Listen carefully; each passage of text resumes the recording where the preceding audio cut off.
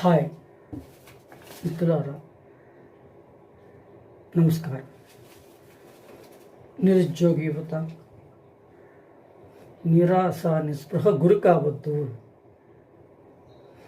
ఈ దేశానికి సరి అయినటువంటి శక్తి ఎవరంటే యువకులు. ఈ ప్రపంచంలో ఎక్కడా లేనటువంటి హ్యూమన్ రిసోర్సెస్ యువకులు భారతదేశంలో ఎక్కువగా ఉన్నారు.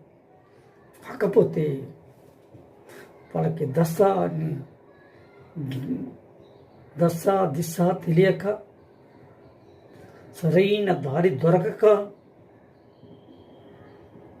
ప్రతి గ్రామంలో ఏదో ఊరు చివరి పాఠశాల దగ్గర అందరూ కలిసి కాలక్షేపం చేసుకోవాల్సిన పరిస్థితి. గ్రామాల్లో అయితే, పట్టణాల్లో అయితే పార్కులకు వెళ్ళి అక్కడ కూర్చుని వాళ్ళ భవిష్యత్తు కోసం అక్కడ ఎవరికీ చెప్పుకోలేని ఆవేదన, వాళ్ళలో వాళ్ళు యుద్ధం చేస్తున్నారు. భవిష్యత్తు ఏమిటి, ఎలా ఎలా ఏమవుతాను, చదువుకున్నాను కానీ నాకు తగిన గుర్తింపు ఎప్పుడు వస్తుంది, నాకు పని దొరుకుతుందా అని ఆలోచించేటటువంటి యువతరమా.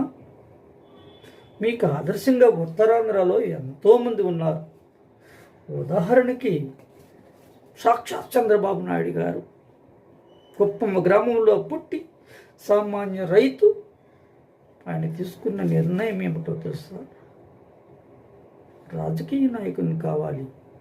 కలెక్టర్ అయితే ఒక్క జిల్లాకే అవుతాను, నేను ముఖ్యమంత్రిని అయితే మొత్తం ఈ రాష్ట్ర భవిష్యత్తును మార్చేస్తాను అనుకుని సంకల్పం గట్టిదై మూడు రాష్ట్రాలకే కాదు, ఆయన సీనియర్ మోస్ట్ ముఖ్యమంత్రుల్లో ఒకరు.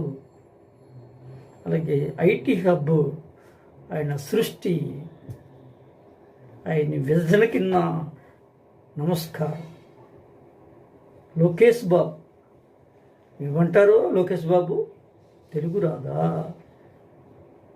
ఎక్కతాళి చేస్తారా? నవ్వులే పువ్వులు అవుతాయి అన్నట్టు ఆయన తండ్రికి మించిన తనయుడు అయిపోయాడు అన్ని రంగాల్లో. ఆయన ఈరోజు మాట్లాడితే మొత్తం డేటా, సాఫ్ట్వేర్ డేటా లాగా డేటా అంతా వచ్చేస్తుంది. ఆయన మీకు ఆదర్శం కాదా?